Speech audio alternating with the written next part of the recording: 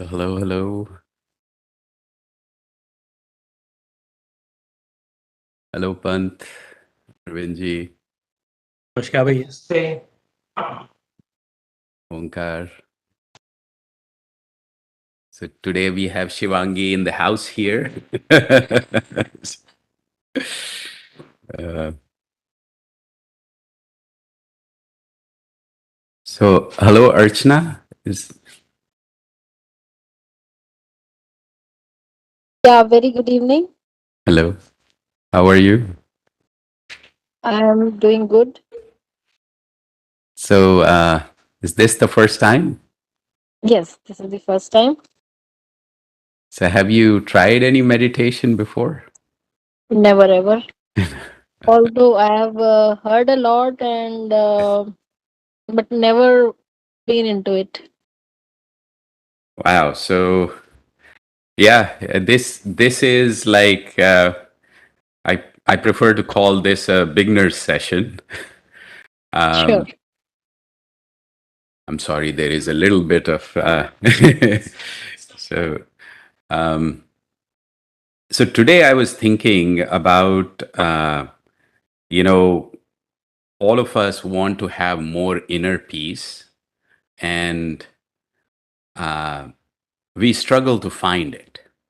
And so the question is like, let's say you want to go north, right, up in the mountains, and what you do is start towards the south, right? For good, bad, or ugly reason, you do that, right? Now, the question is, if you are going south, how would you reach there, right? It looks very odd. If this example looks very odd, like why would someone who wants to go, north takes a route south and keeps going? But if we take our lives, we have, for cultural reasons, for uh, how we are made up, how we are brought up, what we have somehow done is the path to peace. We are always, always, always looking for happiness and peace outside in the outer world. So one day we have to realize that's inside. So that's number one. So formula number one, is like, okay, do I realize that peace is inside, not outside? So the question is like a lot of times. So today I was thinking about my father used to take an example, right?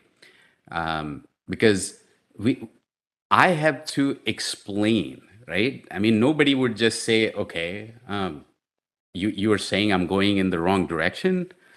So, okay, then let's see how much peace we have in our lives, right? How consistent it is, how deep it is, and you know, how often does it, you know, gets rattled, right? I personally have, through satsang, met with people who actually were grounded in deep and lasting peace. So it's possible. So that gave me, basically hope and even a purpose that I have to reach that state, right? And not only that, I want everybody else to realize that that's possible. Because a lot of times, and I have personally seen a lot of times, there is no peace in sight. Literally, there is no peace in sight, and that's not who we are.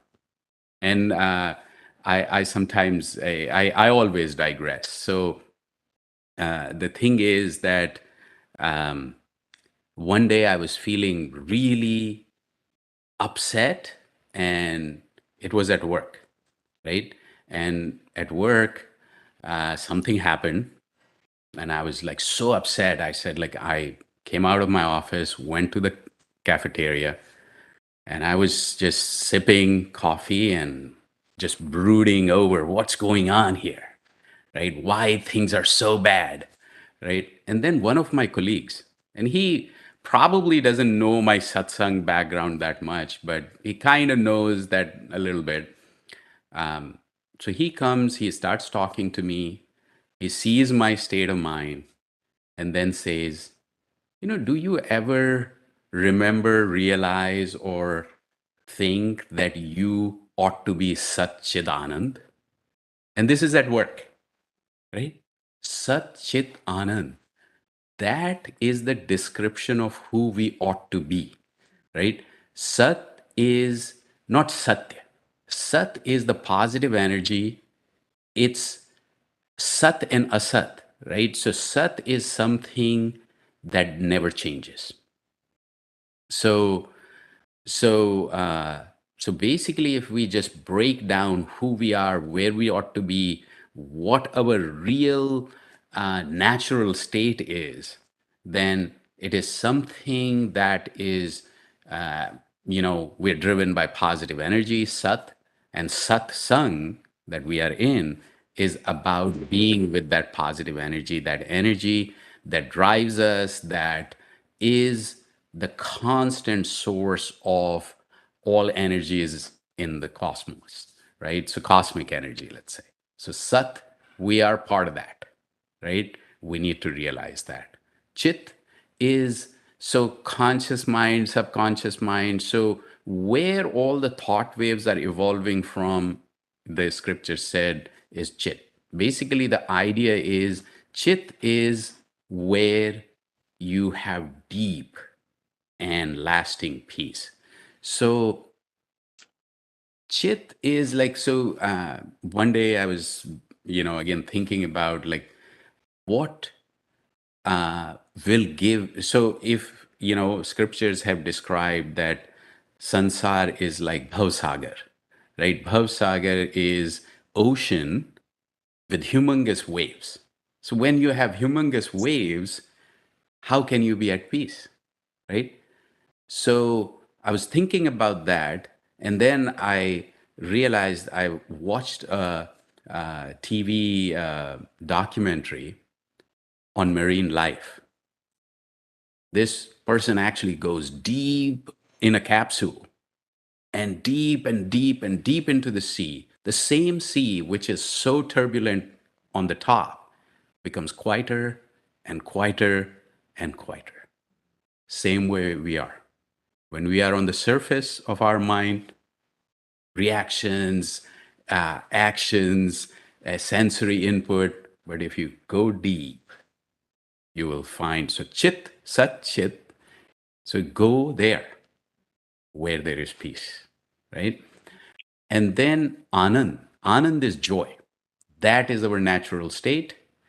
Joy has like happiness, sadness, day and night. So everything has like opposite. Anand doesn't have one.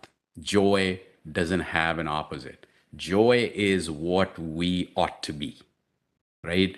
We ought to be. So Sat, Chit, Anand. We never change. We're always positively energized. We, Chit is that, deep peace, and Anand is, so that's our natural state. That's what, right? So going back to what happens then? Why are we not in that state? So what happens is that we always, at the way our lives run, we're always interacting with something. So we have to interact with the outer world. Peace is inside, but we are interacting with the outer world all the time, again and again and again.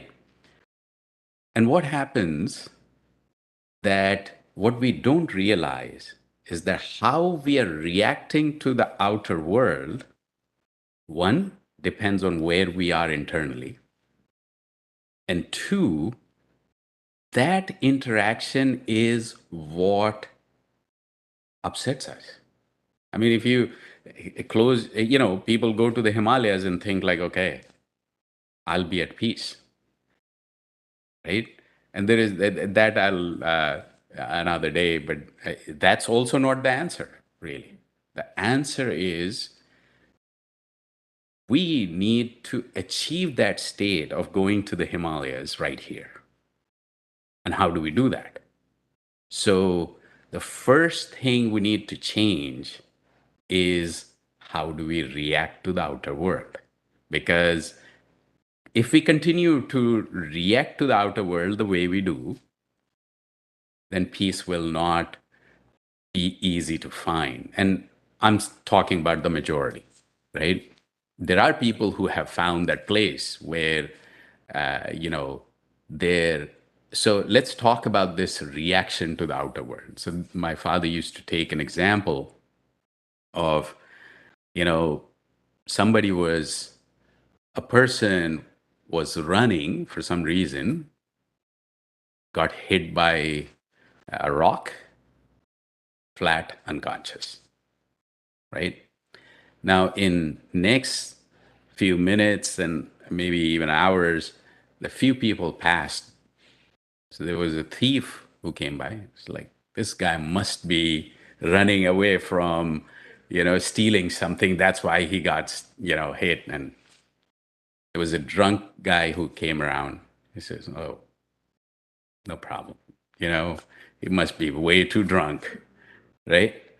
Uh, then, so different people came, same scenario, different interpretation. And then, a saint came and he said, oh, he needs help. Let's bring, call for help. So how we react to the outer world is not the same. It's not the same, right? So, how do we change the reaction to the outer world?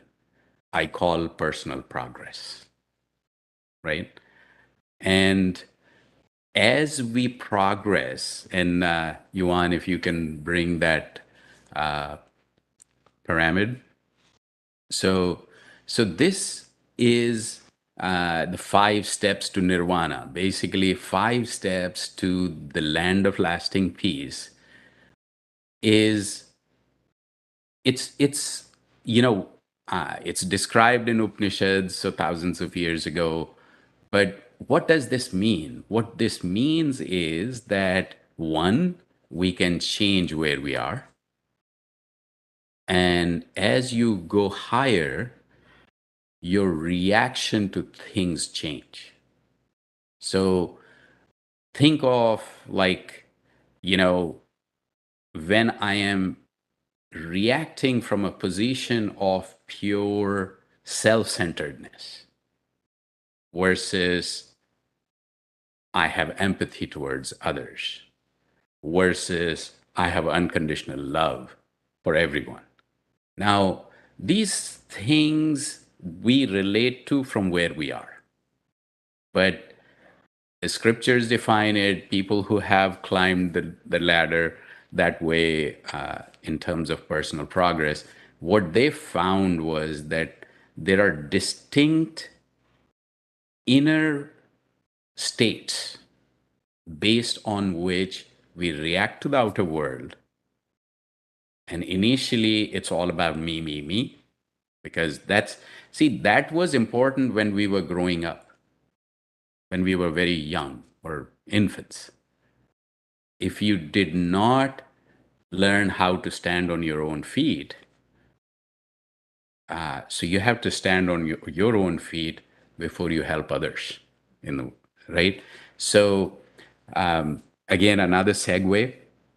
I sometimes I want to remind, like, people say, oh, satsang is very, it doesn't come naturally to me and blah, blah, blah. And I say, okay, how did you learn in the first 5 years of your life? And all you did was observe others, and that's how you learn, right? So satsang is also purely about observing. Here, others become sat, which is the positive energy. You be with positive energy, observe that positivity, and you will become sat. That's the whole concept here, right? And in the process, what happens is when you meditate, when you do satsang, basically what happens is that these 5 steps are what you are covering. You progress.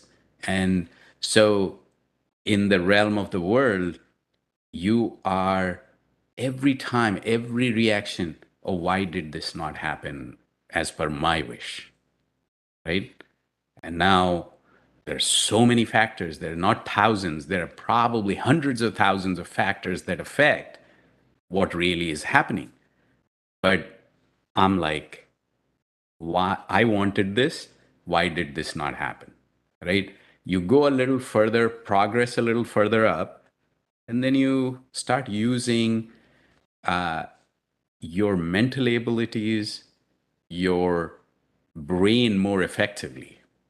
So, how do you do that? Actually, you research, right? That's knowledge.